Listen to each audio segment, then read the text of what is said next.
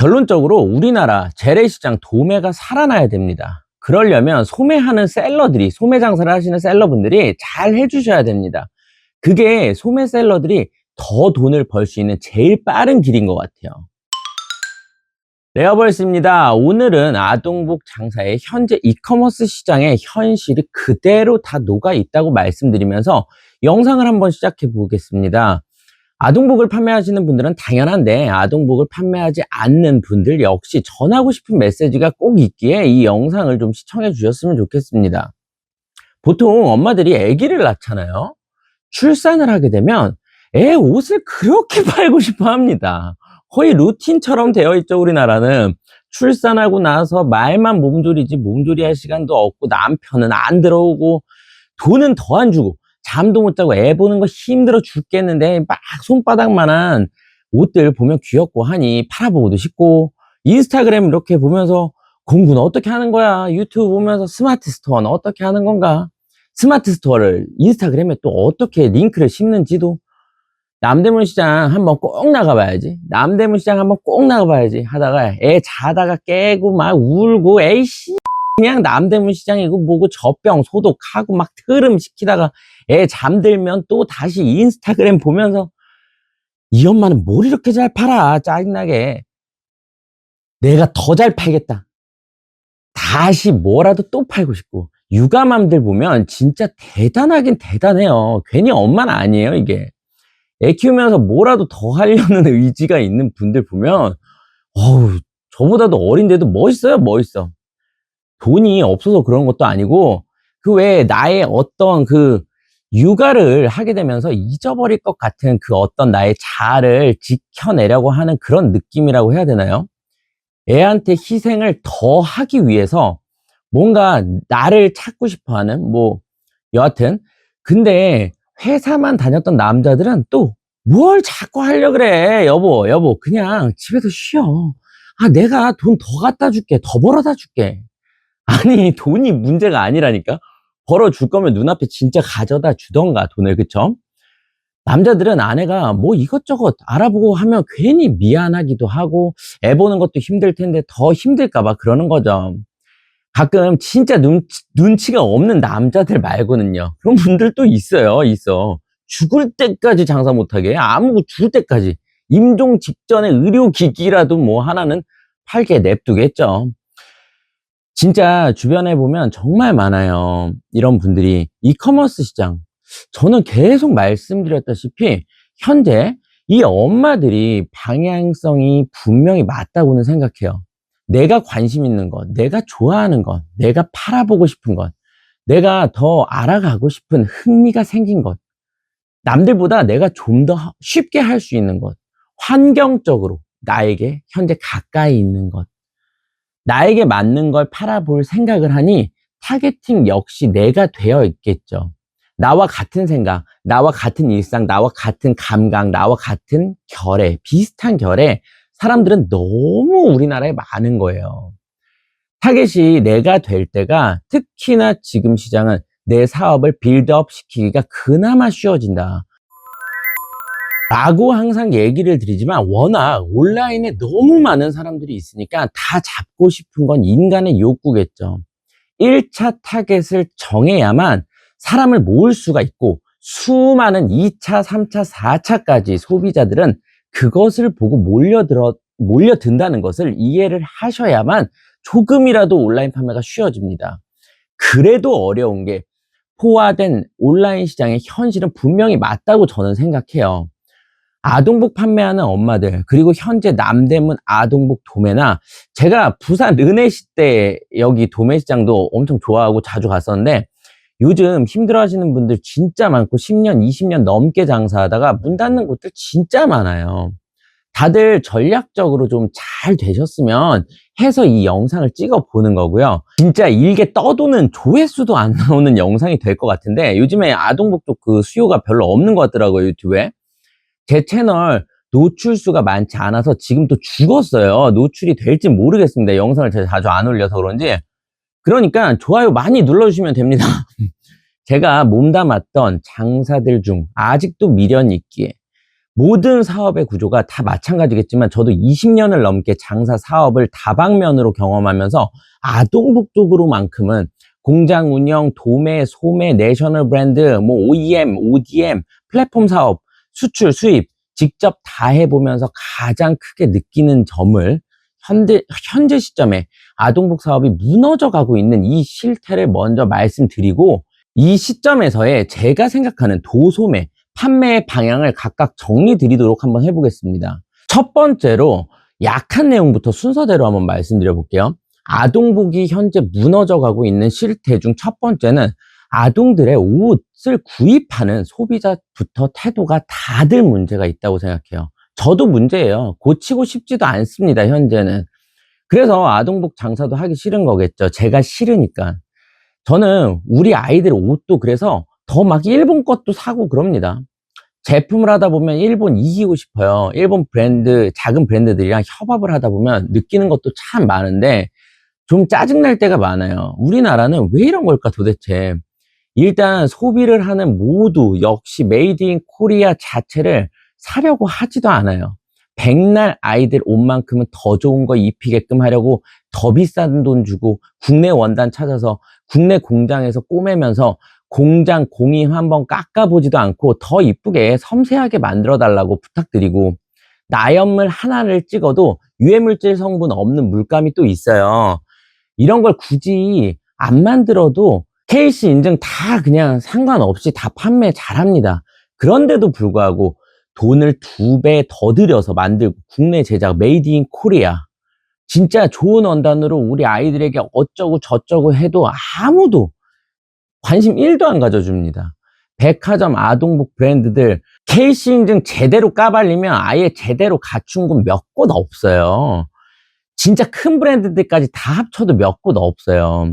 그것도 한두 차례 걸려서 이슈 되니 부랴부랴 울며 겨자 먹기로 다들 KC 하는 거지, 베트남, 중국산들 포장해서 박스채로 이렇게 넘어올 때 보면 박스 안에 죽은 바퀴벌레들이며 뭐 별의별 신기한 애들 다 튀어나옵니다.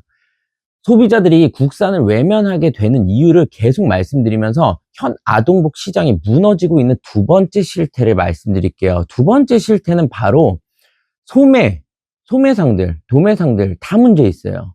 저도 3년 전부터는 포기를 하고 중국 거 수입도 하고 KC 인증 다 안 지키면서 팔았어요. 재고 거의 다 베트남 쪽으로 다 유통시켜버리고 남은 거 땡치고 끝냈는데 소매며 도매며 지키지도 않습니다. 뭘 더 아이들한테 좋은 옷을 입히려고 하기보다는 최대한 KC 비용 안 내고 돈 안 쓰고 어떻게 해서든 다른 집보다 잘 팔아서 돈 벌려고 경쟁하다가 그래도 끝끝내 안 되면 살아는 남아야 되니까 이미테이션 만들고 오다라도 들어오니까요. 이미테이션 만들면은 잘 팔리니까 아디다스, 나이키, 팬디, 버버리 일본 브랜드들 거면 막 싹 다 따라서 만들고 매장 DP 슬쩍 내려놓고 창고에서 몰래 물건들 다 내보내고 소매업자들은 좋다고 상품 띄어가고, 이게 시장이 돌아가는 겁니까? 그런데 웃긴 건요, 이 바닥이 있잖아요. 저는 그 안에 있으면 더 하게 돼요. 이미테이션만 안 만들어봤지 저는 진짜 무슨 할 수 있는 거 다 해보려고 합니다. 환경이 그래요. 도메스틱 브랜드나 백화점 입점 브랜드 여러 개 가지고 있는, 어디라고 제가 말씀을 못 드리겠는데 보통 큰 회사들이 몇 군데에서 여러 브랜드 내고 백화점을 장악하고 있다 보면 되고, 그 옆에 몇몇 브랜드들 힘들게 끼어 있다가 오래 못 버티고 다 떨어져 나오고 합니다. 아동복 시장이요.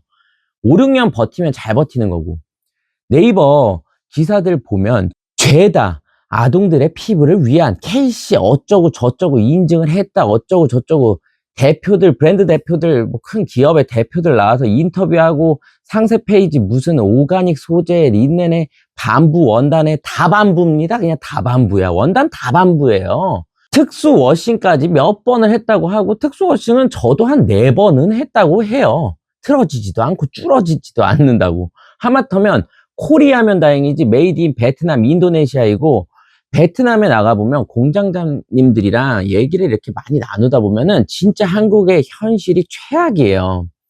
자수 공장 하시던 분들, 옷 공장 사장님들부터 우리나라가 의류나 자파, 모자 이쪽으로는 대대로 기술력이 전 세계적으로 인정을 받는 나라입니다. 모자만 해도 옛날에는 미국 NBA며 뭐 MLB며 우리나라 장인들이 전 세계의 90% 가까이를 모자를 수출했다고 할 정도예요.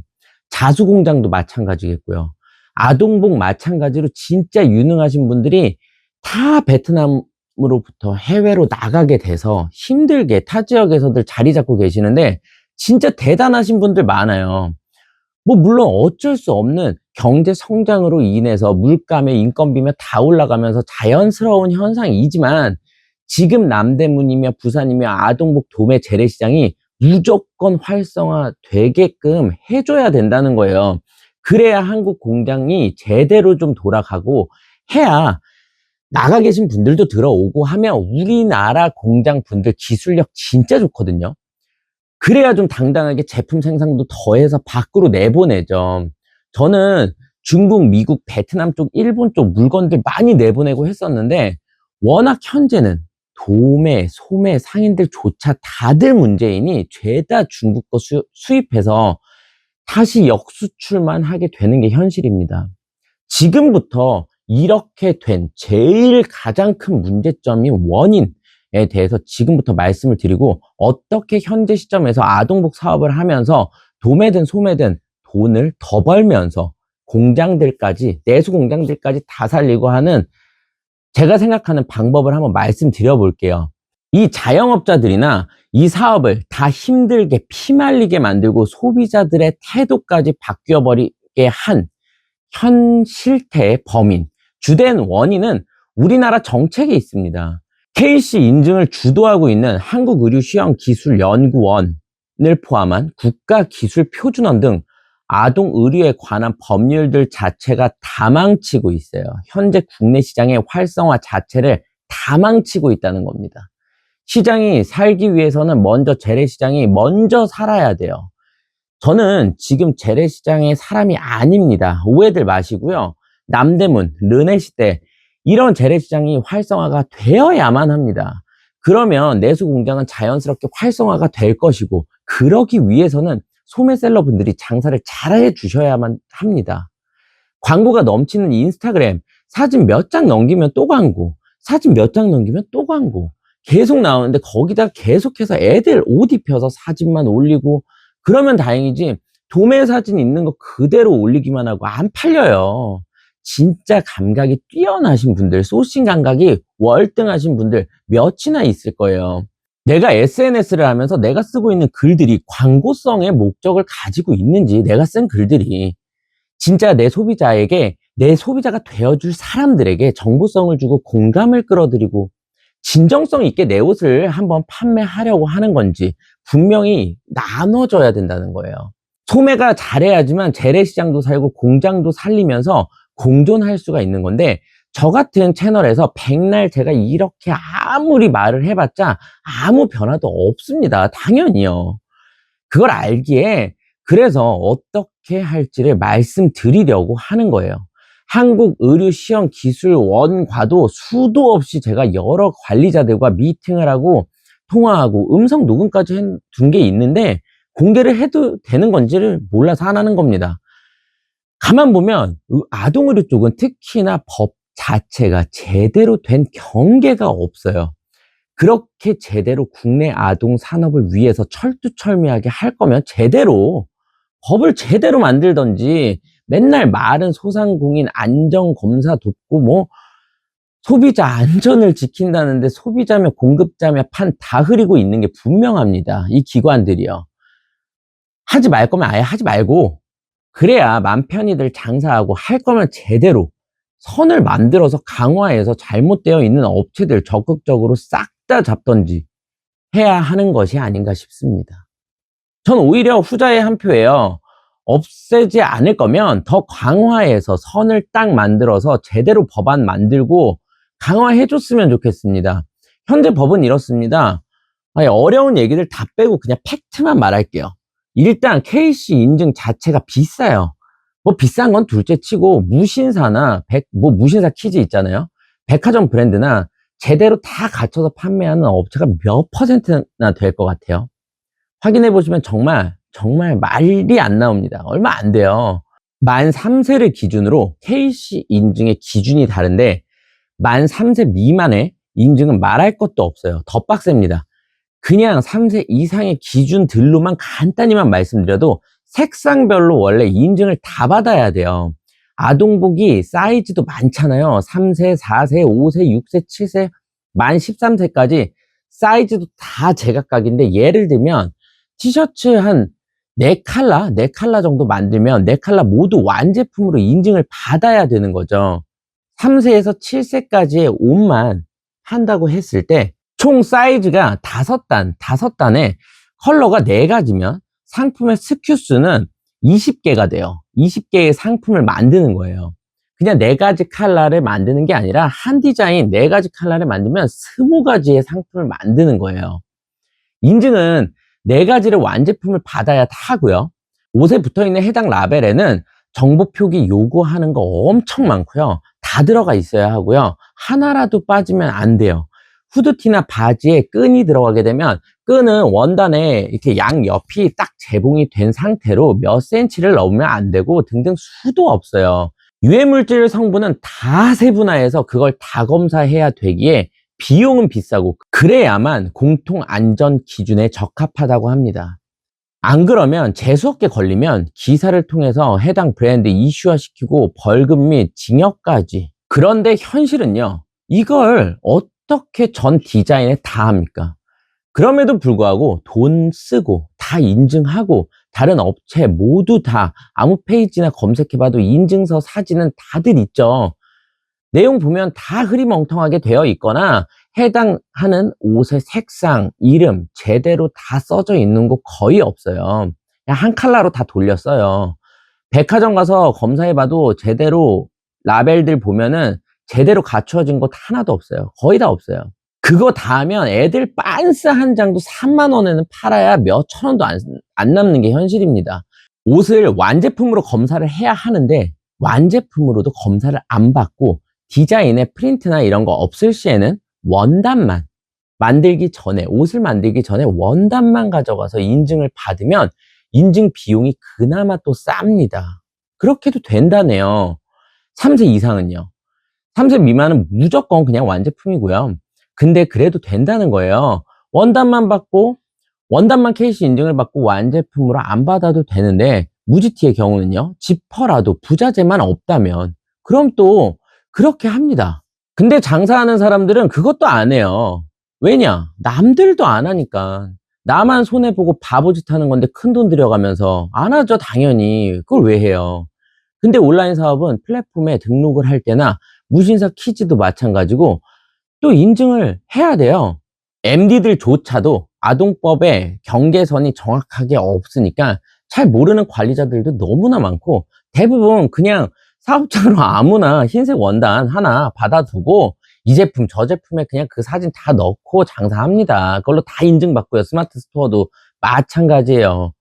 좀 지키려고 애쓰는 업체나 상의, 하의, 뭐 겉옷 한 컬러씩만 해놓고 수백 디자인 다 돌려 쓰는 거죠. 잡지도 않으니까요. 잡지도 않아요. 그러다 한 번씩 겁주려고 브랜드 한두 곳 치고 뉴스 기사들 내보내고 걸리면 벌금에 징역까지 산다고 해요. 진짜 재수없는 곳들 걸리고 합니다.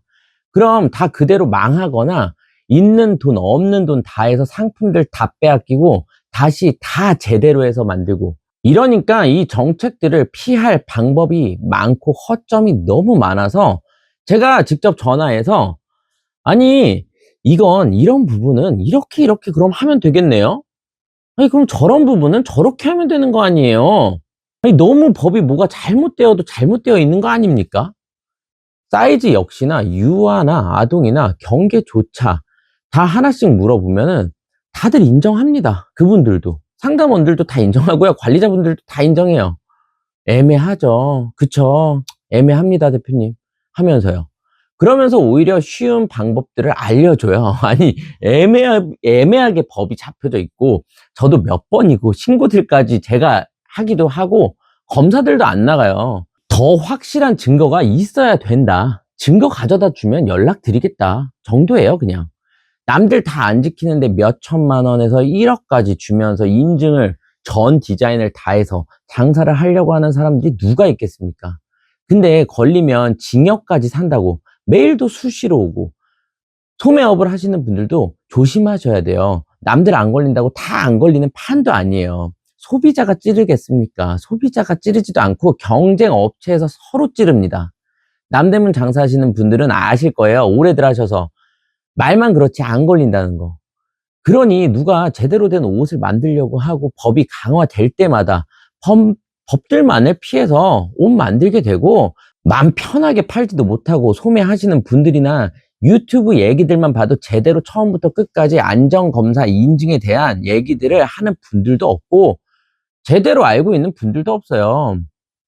내용이 너무 많으니까, 그 내용에 해당 내용이 너무 많으니까 영상 한 2시간은 찍어야 돼요. 생산자는 법을 피해서 만들다 보면 제대로 괜찮은 옷도 못 만들어요.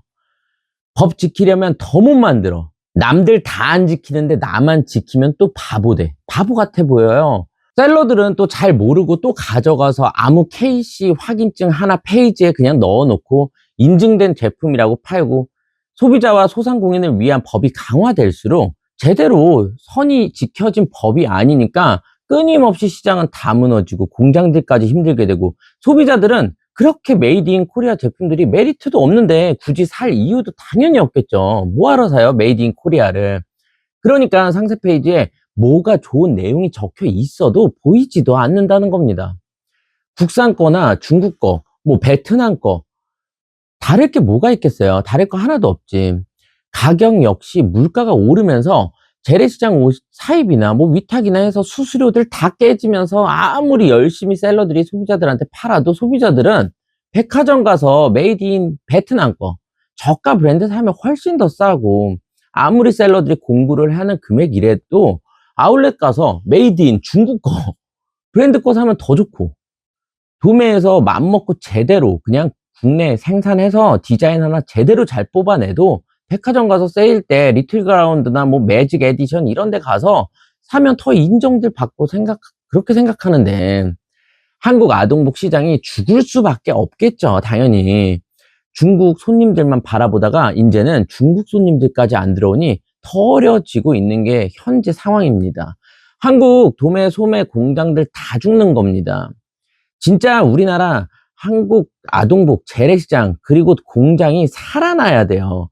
아무도 제 말 안 듣겠지만 백화점을 가서 수입 브랜드 살 거, 재래시장 옷들 파는 인스타그램 공구, 뭐 셀러들이 파는 공구 마켓이나 그런 셀러들 거 많이 사줘야 재래시장도 잘 되는 거고, 중도매 세로나나 남대문에 뭐 세로나 있잖아요. 그리고 또 그 어디야, 그 아이랜드, 뭐 이런 중도매들이나 원도매들 매장들 판매가가 똑같아요. 원도매에서 중도매에 백마진 주면서 서로 다들 자기 피들 갉아 먹으면서 남는 것도 없이 그냥 장사하는 거예요. 셀러분들도 웬만하면 중도매 많이 가서 거래해 주시는 게 좋고, 그럼 중도매도 살고, 그런다고 해서 원도매 장사하시는 분들이 생산의 캐파도 큰 분들이 10%, 15% 마진 더 자기들이 못 먹는다고 쪼잔하게들 안 그래요. 남는 것도 요즘 없는데, 원도매들은 브랜딩하면서 사진으로 팔아야 되니까 외국 아동들도 촬영해야 잘 팔리고 하니